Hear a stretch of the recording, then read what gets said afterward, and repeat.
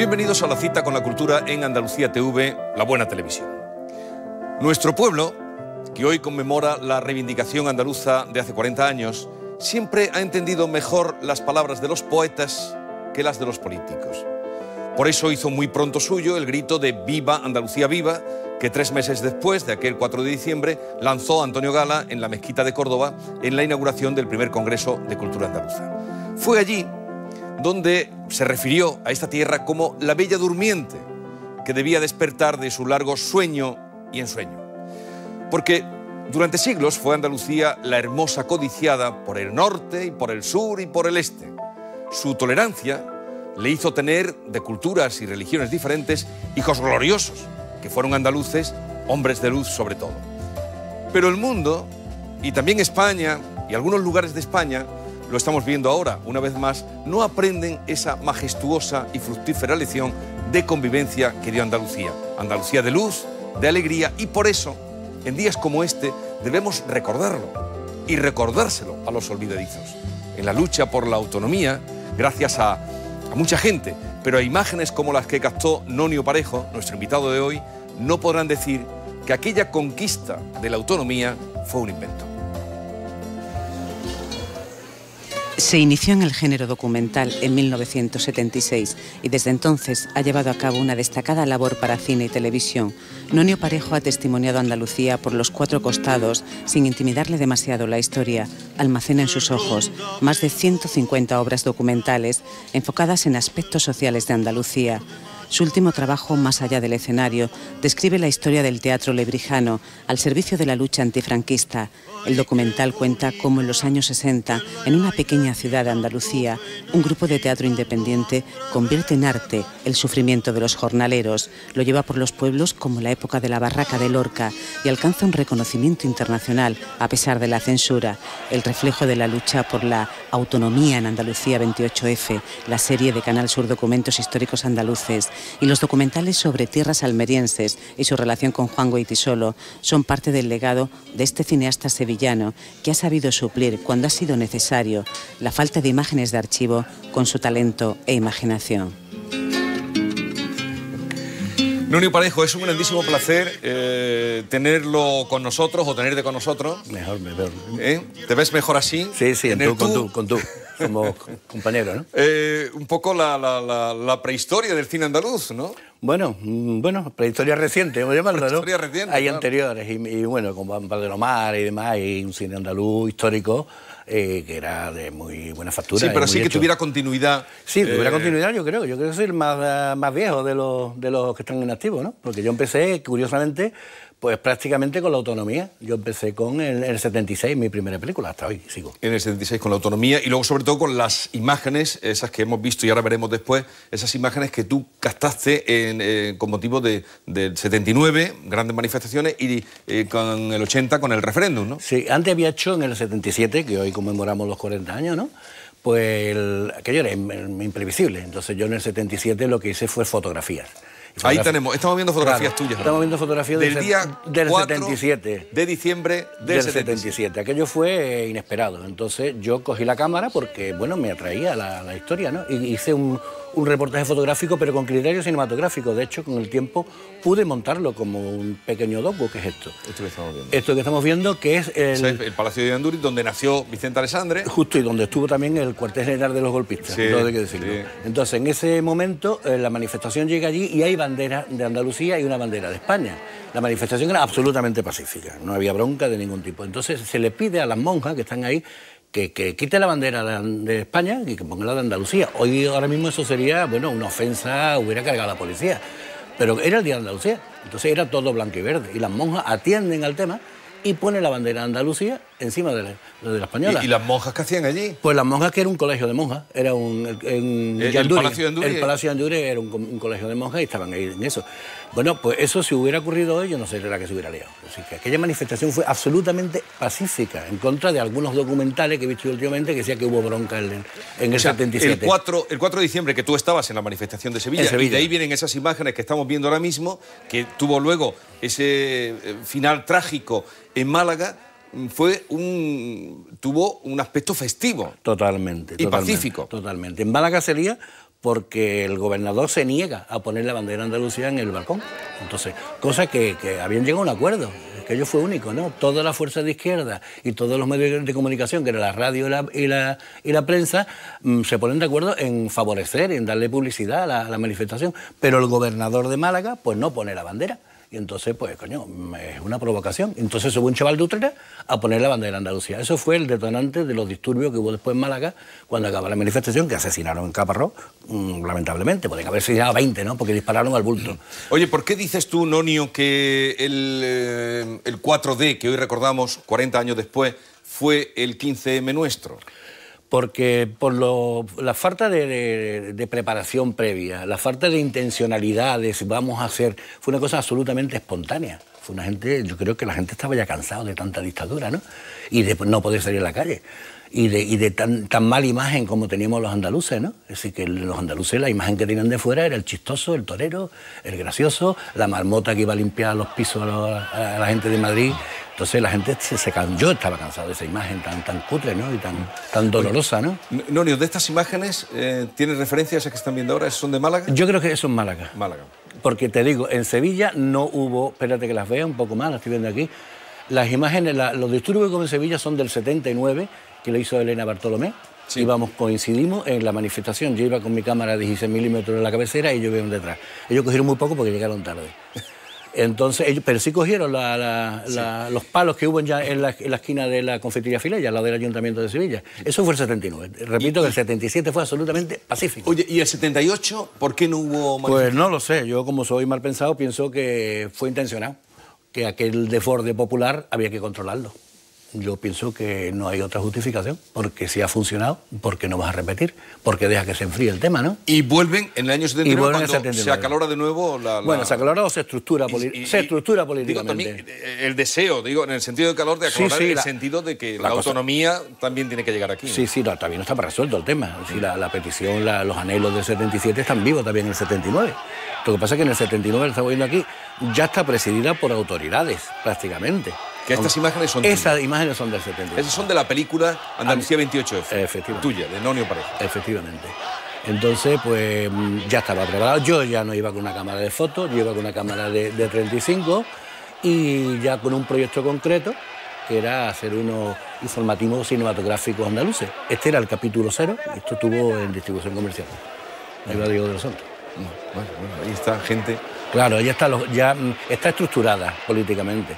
Hay partidos, hay sindicatos, hay un comité de orden, hay unas policías vigilantes. En el 77 no existe nada de eso, fue un pelotazo brutal. Y bueno, mucha gente con niños, tanto que se ha criticado a los catalanes porque iban con los niños a las manifestaciones. Los niños van a cualquier tipo de manifestación, de cualquier ideología, siempre que sea pacífica. Van a la Semana Santa, ¿no? Que es una manifestación religiosa, ¿no? Porque no iban a un rollo que era absolutamente, inocuo, era un tema festivo, ¿no? Estas son imágenes tuyas. Seguimos con el 28. Digo, es que aunque están poniendo rótulos de Córdoba 40.000, claro, pero que son las imágenes de... Tú te das cuenta que la producción era cortita, no había medios para ir a todas las provincias. ¿Pero qué tipo de cámara o con qué recursos contabas tú para hacer eso? Esto está hecho con una cámara de 16 milímetros, con una PC, creo que era, alquilada en cámara REN. Entonces se nota cierta estabilidad y cierta contundencia en las imágenes. Eso lo completamos, esto es del diciembre del 79, que no confundamos. Sí, diciembre del 79. Entonces, el documental ese acaba con el casino de la exposición, el recuento de votos, que fue tremendo, unas imágenes súper emotivas, que es lo que un poco se ha vendido la sensibilidad de Andalucía con la autonomía. Todo esto es el 28F. Y ahí nació la conciencia tuya o la consciencia de dedicarte al documental o a... No, antes. Yo había hecho una cosa de ficción en el 76. Os digo que así vamos en paralelo, la carrera mía con la autonomía. Y después hice un documental sobre la Alameda con Juan Boyain, era documental. Después hicimos un documental ficcionado sobre lo de Cádiz. Después que es otro documental, el 28F, que era, te digo, el inicio de un proyecto que no llega a ningún sitio. Y después ya a partir de ahí estuve una época trabajando en Madrid con Atanor y con la agencia EFE haciendo documentales sobre Andalucía. Y ya pues a la vuelta pues había abierto un mercado importante para los pocos que nos dedicábamos a la imagen. ¿Pero tú eres autodidacta o has sido autodidacta? Sí, totalmente. Es decir, que yo tenía la curiosidad, yo vengo del campo de la fotografía, hice filosofía y letras, la especialidad de arte, ahí aprendí la luz, ahí aprendí la composición, el color, y me faltaba la técnica. En la técnica había que buscarse en los libros, porque no había. Entonces yo me traje el libro de Argentina, de Chile, había un libro maravilloso, que te lo empapaba y alucinaba, como que yo no era nada casual. Tuve una película y ¿por qué te gusta? ¿Por qué no te gusta? ¿Por qué está bien hecha? Pues hay unas reglas, hay una gramática, que es la que yo aprendí con los libros, ¿no? Y entonces a partir de ahí pues seguí mi carrera un poco a lo que me llevaba. Así que yo no puedo decir nunca si voy a dedicarme a hacer un largometraje, porque yo he vivido de la imagen. Entonces el autoencargo ha sido mi forma de sobrevivir. Sí. De hecho, tu último trabajo, que ahora vamos a ver algunas imágenes, Más allá del escenario, me contabas poco antes de empezar el programa que es de lo primero que tú haces sin que sea un encargo, ¿no? ¿O también es un encargo? Bueno, es un encargo a media, pero un encargo que yo lo tomo como mío, lo mío. Tengo la capacidad de interpretarlo libremente. Que es Más allá del escenario, que es a partir de todo lo que fue la revolución teatral, de oratorio, el teatro levijano, pero también tú cuentas la vida. No solo la vida artística, sino la vida en general de Andalucía y de Lebrija, ¿no? Claro, el tema es muy bonito. Desde el principio me ha parecido fantástico, porque era una oportunidad de contar un poco a la gente que no sabe cómo era el franquismo, qué pasó con el golpe de Estado y cómo con el paso del tiempo hay gente que se levantan de mano, dice que ya está bien, ¿no? Y son esta gente de Lebrija, el grupo del teatro lebrijano, que en los años 60-70 pues hace una compañía de teatro denunciando la situación que les rodea. Pero el teatro lebrijano no solamente hace teatro, sino es un poco el portavoz de la gente de los campesinos de entonces. Allí yo no quiero ni imaginarme cómo sería el campo andaluz en aquella época, de los que se iban y los que se quedaban aquí muertos de hambre. No sé cómo sería la situación, sería patética. Bueno, pues esta gente recogen esa sensibilidad, esa necesidad, hacen teatro y además provocan que los campesinos empiecen a organizarse. Se crea el SOC, Sindicato del Campo. Y paradójicamente, hoy estamos 4 de diciembre, pues de las primeras veces que sale la bandera de Andalucía al exterior, al campo, de manera reivindicativa, es en esa época, que lo saca el SOC. Eso se recoge en este documental. Y ahí tenemos a mi buen amigo José Luis Ortinuevo haciendo un papelón. Él ahí interpreta el recuerdo. El recuerdo en la escala de la memoria, pues lo más próximo, ¿no? El recuerdo, la memoria y la historia. ¿Y qué es para ti la memoria? Tú que tantos documentales has hecho para que no se pierda.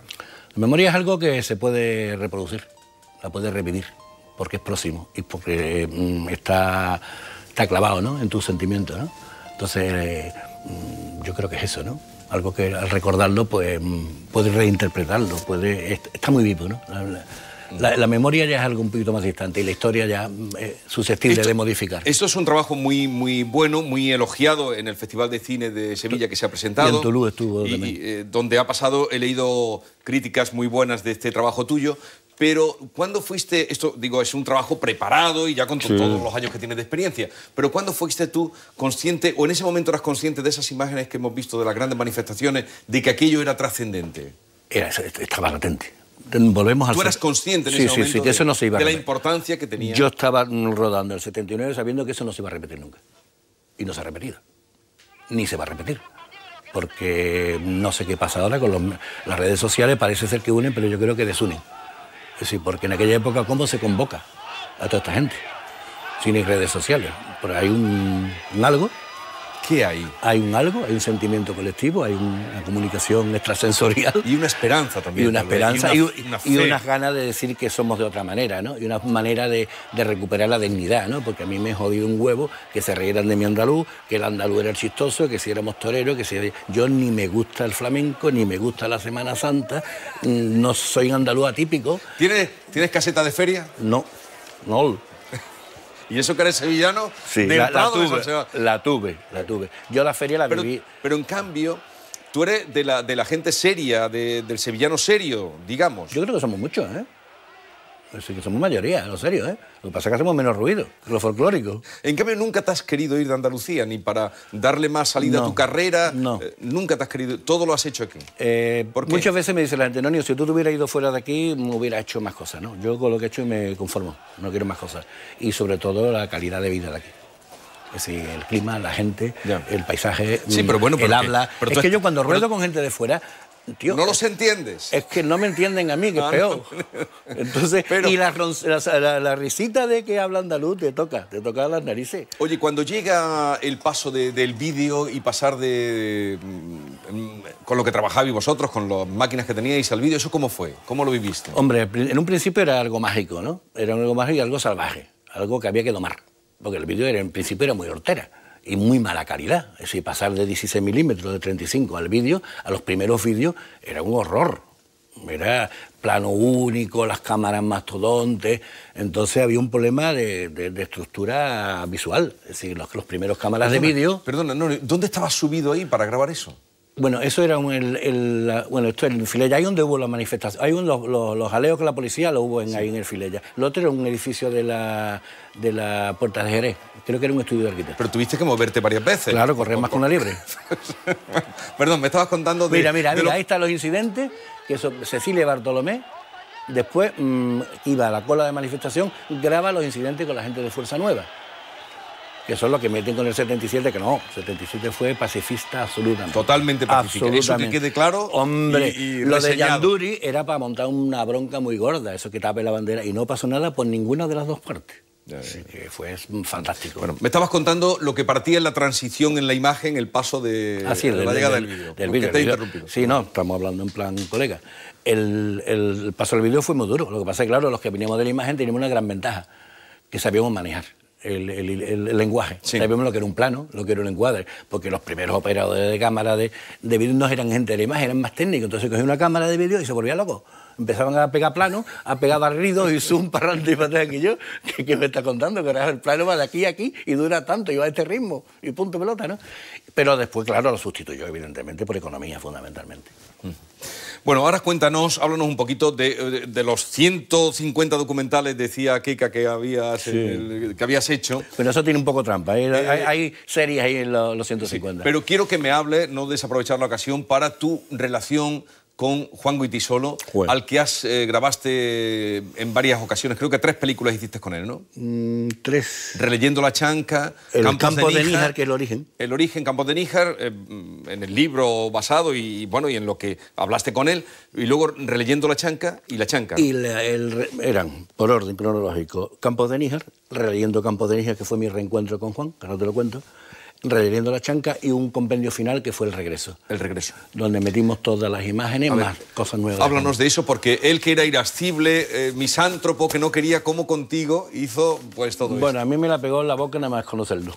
Porque me dicen que hay un tema a través de Pepe Guirao, el que era entonces director de Bienes Culturales fue, o... Efectivamente. Pues bueno, yo ya me movía entonces, tenía ya lo del 76, 79, bueno, y me conocían, ¿no? Luego fue director también del Reina Sofía. Efectivamente. O sea, Pepe Guirao. Sí. Pepe Guirao fue el que me hace a mí, me llama y no, ¿tú quieres hacer una cosa de Goytisolo? Claro, el tema de Goytisolo en aquella época es muy duro porque yo era muy joven y Juan era un escritor de culto, ¿no? De momento te cagas con la pata abajo, digo, joder, una película con Juan, macho. Pero bueno, me lo ocurro. Está basado en el libro Campos de Níjar, donde está contado en primera persona, es decir, que hay un viajante que es él. Entonces me estructuro el guión con un doble de Juan. Plano contra plano, muy currado, con mucho miedo, iba a un examen final, iba a una tesis. Y llego a Almería, fumando taco de nervioso, y Juan me dice, bueno, primera sed, dice, tabaco me molesta, primero 1-0. Y segundo, le doy el guión y dice, al Juan Goytisolo joven no se le puede ver la cara.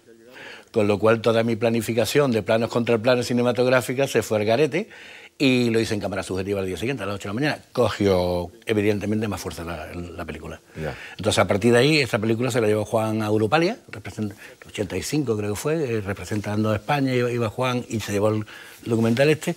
Y después, con el tiempo, en una mudanza, me encuentro el libro, El Campos de Níjar, con la subrayada de Juan y con la letrita tan pequeña y tan pulida que tenía Juan, y me dio, claro, un flash enorme, y decidí hacer un documental releyendo. Campos de Níjar, donde había pasado 25 años de aquello, eran 50 del libro, números redondos siempre, y se lo mandó a Juan. Juan se emocionó un montón de recordar aquello, y a partir de ahí me propuso, ¿por qué no hacemos lo mismo con La Chanca? Ajá. Hicimos La Chanca y ya entablamos una amistad fabulosa, porque Juan era, yo creo que la mejor persona, la persona más brillante y más magnética que he conocido. ¿Sí? Sí, con diferencia, ¿eh? Te dejó marcado. Claro. Juan era la seriedad, era la sobriedad. ¿Y la última vez que estuviste con él fue cuando hiciste lo del regreso? La última vez fue hace 2 años en Marrakech, fui a verlo. ¿Fuiste a verlo? Hemos seguido viéndolo después de la parte profesional y mantengo mucho contacto con su ahijado. De hecho, a lo mejor en enero vuelvo a Marrakech con los ahijados, porque sufrieron mucho con la muerte de Juan. Ahí está. ¿Esta cuál es? ¿La del regreso? Este es el regreso. El regreso. Esto es una locura total. Porque es que es Juan interpretándose a un papel, es una muñeca rusa, ¿no? Es una cosa dentro de otra. Por eso me dieron mucha caña a mí. Aquí no se entendió esa película, en el Festival de Sevilla. ¿Por qué? Porque es una película de producción barata, cine independiente, entonces no entendía por qué yo hacía esas barbaridades. Pero, a ver, tú toda tu vida has sido independiente. Toda la vida. ¿Y se puede ser independiente en este mundo que vivimos? Si eres capaz de y no morir en el empeño. Bueno, que a veces que está un poquito con la soga al cuello, pero bueno, yo he tenido la suerte de que, bueno, sigo en activo. Y lo que le digo, que muchísimas experiencias, muchísimos documentales, muchísima gente en el camino encontrada fantástica, pero ante todo yo creo que Juan se lleva la medalla de oro. ¿Y ahora qué tienes entre manos? Pues estoy ahí pensando, porque bueno, es difícil levantar 2 producciones al año. Yo este año he hecho ya la del... Sí, la que hemos visto y ahora antes, estoy pensando más allá del escenario.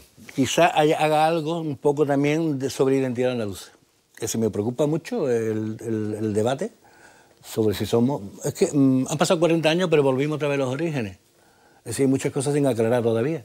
Es decir, que si somos flojos, que si no somos flojos, que si trabajamos en negro, que si nos conformamos, que si hablamos bien, que si hablamos mal. ¿Para ti qué es Andalucía? Para mí Andalucía es un montón de gente. Un montón de gente. Por la cara.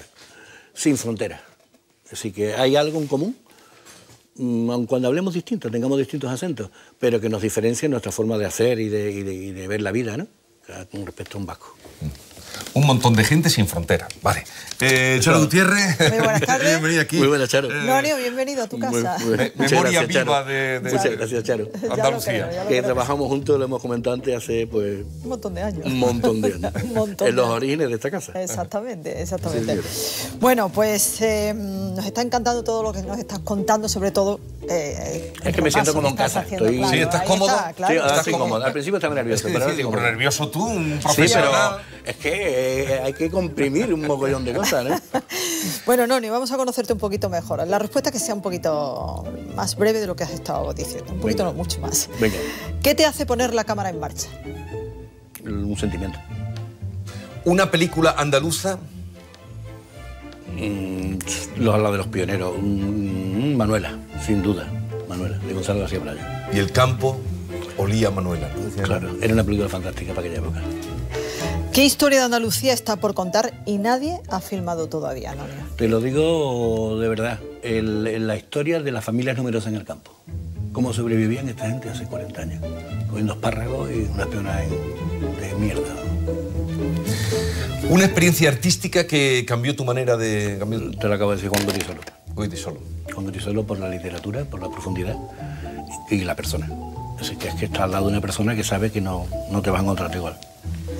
¿Por qué Andalucía es la primera en poeta y la última en renta per cápita? Yo creo porque somos unos idealistas y poco materialistas. Es un defecto también, ¿eh? Habría que compaginar las dos cosas. En el momento que vivimos, ¿quién es para Nonio Pareja una persona cuerda en este país? Joder. Estoy muy despistado, paso.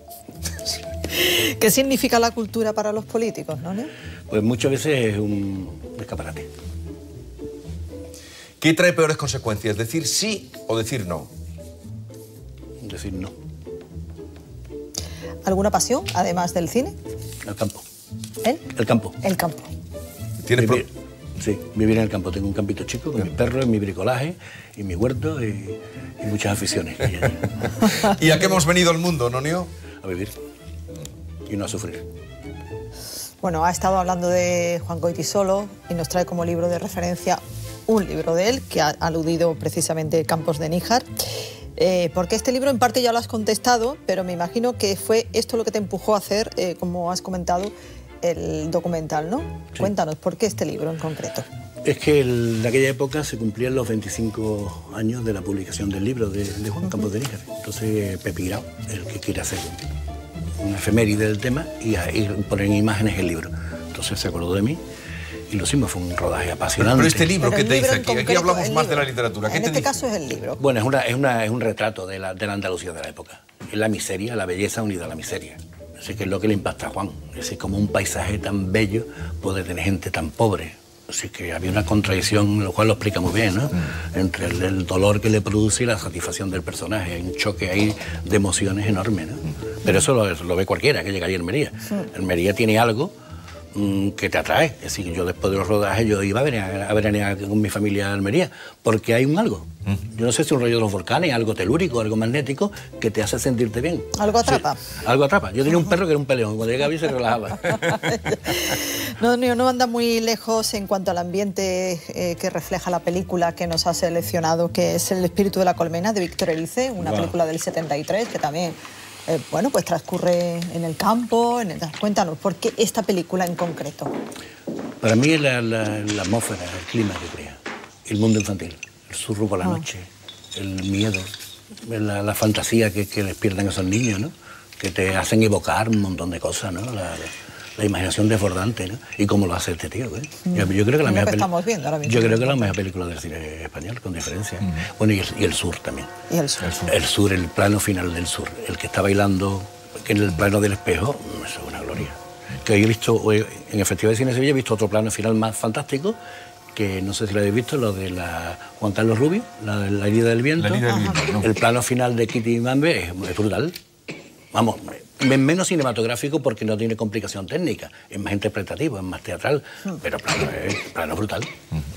Bueno, El hijo del hombre, de René Magritte, la pintura que nos traes. ¿Qué te atrae de esta pintura? Pues un poco el anonimato, la ocultación.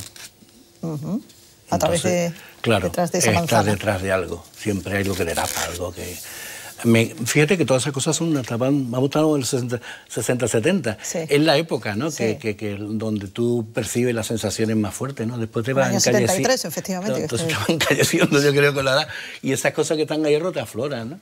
Bueno, y vamos a pasar a la música ya, con los Rolling Stones. Te has quedado con Angel, forma parte de tu banda sonora de esa época. ¿Por qué has elegido ese? Porque, mira, yo tenía un perro que se llamaba Bosito, era un Bosser, que se murió muy pronto, que se ponía tacos de tierno cuando yo le ponía Angel. Y nos emocionábamos los dos a la vez. Él se sentaba al lado y empezaba la carilla así, y era muy emocionante. Es muy linda esa canción. Está fuera de un poco de la tónica de los Rolling, muy melódica, sí, muy... sí, no tiene nada que ver con... No tiene nada que ver, pero tiene precioso. una fuerza por detrás muy bonita. Bueno, y Cádiz, que no es campo, es mar. Cuéntanos por qué esta ciudad. Cádiz es la leche, hablando claro. Cádiz y los gaditanos. A mí la ciudad mejor de España y sobre todo Andalucía. Yo te digo que no soy muy semana santero, muy de feria, y Cádiz tampoco. Cádiz tiene unos carnavales y una gente que son muy distintas. Y la ciudad que es maravillosa. Si está en la caleta ahora en invierno tomando el solecito, eso nada más que existe aquí, en Cádiz. Cádiz. Y la gente, la gente. Bueno, pues ya lo hemos conocido un poquito más, Anonio. Sí, un poquito más. Anonio, Parejo. Vamos a ver cómo ha quedado. Él que hablaba del anonimato que se esconde detrás de la manzana, detrás de la cámara. A ver cómo ha quedado de su paso por el programa. Mira el fotomatón.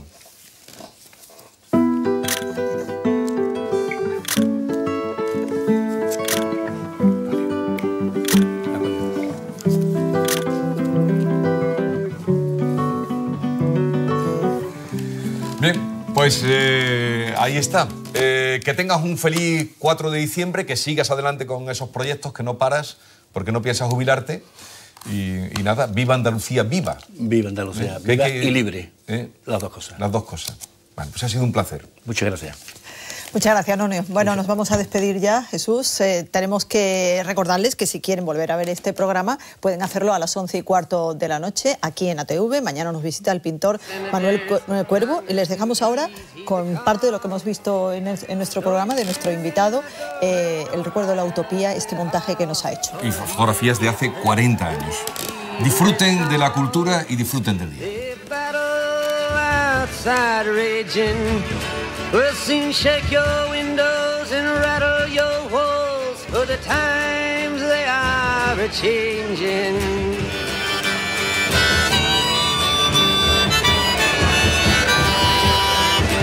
From mothers and fathers throughout the land, and criticize what you can't understand. Your sons and your daughters are beyond your command. You're over